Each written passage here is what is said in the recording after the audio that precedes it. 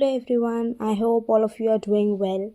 Okay, so today we are going to start with one of the poems of class 12 CBSE board Flamingo, and that is Aunt Jennifer's Tigers. Okay, this is a very small poem that has been composed by Adrian Rich. Okay, basically, this poem expresses a woman's deep feelings through her art. Okay, Aunt Jennifer, who was basically a prey of male dominant society. So it is very clear that we're talking about the patriarchal society here.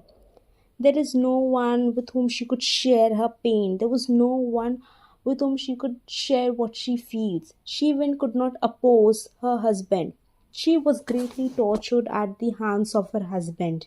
Okay, society had no concern for her, and she could only get freedom when she would die. That is why she considers tigers as her idol.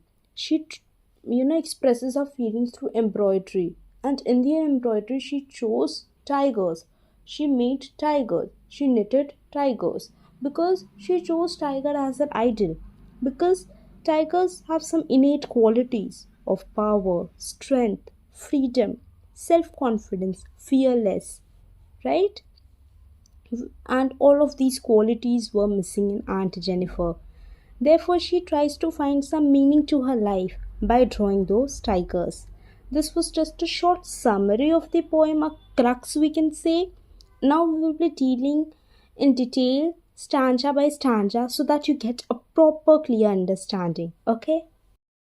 So, in the very first stanza, we are talking about Aunt Jennifer, who basically says that she's doing, a poet is trying to say that she's doing some sort of embroidery. And embroidery could be like on a piece of cloth, a tablecloth, we can say, on curtain, we can say, because in the poem it is mentioned screen. So we can say it could be a tablecloth, a wall cloth, something like that. Okay, so what she chose was beautiful tigers. They were running fiercely in the green forest. Okay, and they have been referred to as toppers denizens. Denizens means citizens of the forest. Okay, forest is owned by tigers, not in financial way, but yes, obviously, if you go to the forest, humans can never claim to the tiger that it is mine. You go out of here, isn't it? And topaz because they have been referred to as golden yellow in the world of green. World of green is the forest, because in the green background of the forest they appear bright yellow, and the men who are there do not affect the tigers. Obviously, if a tiger moves bravery, with full confidence, fearlessly, then the man will get scared, but it won't affect the tiger at all. Okay, so in the first stanza, the poet tries to convey that tigers are proud and fearless citizens of the forest. They are very elegant and shiny, isn't it? So, in the first stanza, we dealt with the appearance, the elegance of the tigers. Now, in the second para, basically, poet defines Aunt Jennifer's fear and torture of her husband. Okay, because it is said that while doing the embroidery, she was not even able to pull that lightest ivory needle. Means you can imagine that her fingers were trembling. Why trembling? The very first reason is she was physically very weak. The second reason is she had a habit of giving words to her feelings through embroidery or through drawing. But in that patriarchal society, his husband was completely against this hobby of hers. So she was very scared that what if he sees her, and he, tries to take everything from her, shouts at her, beat her, or torture her, then what will she do? Okay, so, and also we see, apart from this trembling of the finger, we see that how that wedding ring which, husband had given her on the wedding day, that was considered as, we can say, a constraining thing on her, a constraining thing. Generally, what happens is wives consider engagement ring or wedding ring as the most auspicious gift from the husband. But here the case was opposite. It was, it was considered as a burden on her finger. Okay, she has faced so much in her married life that she describes the little wedding ring as a heavy band on her trembling fingers.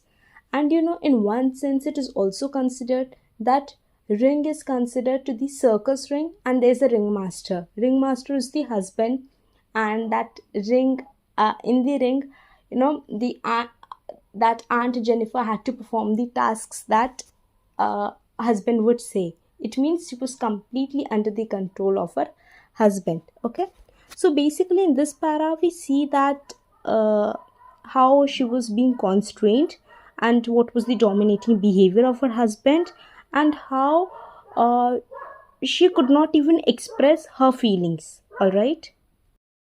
Now, in the last paragraph, we see that Aunt Jennifer desires to get some freedom, and she could only get the freedom after she dies. Okay, when she is dead, she will be free from all of the tortures that she is facing right now in her living stage. Okay, so in the last part, the poet tries to convey that through the embroidery work done by Aunt, it is very clear that tigers will still be fearless. They will still move very fearlessly, but despite of people being there, the tiger will move with full confidence and bravery within it, the ambition within it, and self-confidence within it in the forest.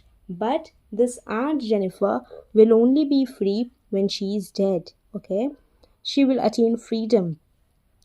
Even when she is dead, she will be tied with the chains in the form of her husband's wedding ring. Because obviously, even when she is dead, her ring would not be taken out. Obviously, because she is still married. So it is said that even after she is dead, she will be chained there. But tigers made by Aunt Jennifer will always portray her desire for living a fearless life, for living a confident life, by moving here boldly and proudly, that too on a piece of cloth, isn't it? So, this is all about the poem. And let me make one thing very clear here, that most of you, after reading the topic, must have understood tigers as the pet of Auntie Jennifer, but no, it is not like that. It is that the tigers have been considered as the idol here, her desires and words to her desires. Okay, it's not the pets, it's her artwork, it's an embroidery work. Okay, so we will be dealing with some of the important questions right now, so that you do not face any problem in the exam. Questions here would be very basic, like central idea, or why she chose tigers as the embroidery work to be done, or the irony in the poem, because there have been several irony work. Then describe about the patriarchal society, significance of wedding ring, or why were her fingers trembling while fluttering through the wool. Okay, or why will she still be chained even after she dies. Okay, the comparison between her living life and her dead life. Also, what will happen after she dies to the tigers. Okay, like after she dies, what will happen to the tigers? So they'll still move fearlessly. So all of these are the questions that can be asked. So just learn the themes, central ideas, main crux, summary, and line by line explanation that I have dealt very clearly throughout the poem. If you still have any query, you can drop them in the comment section, and I assure you that I'll be answering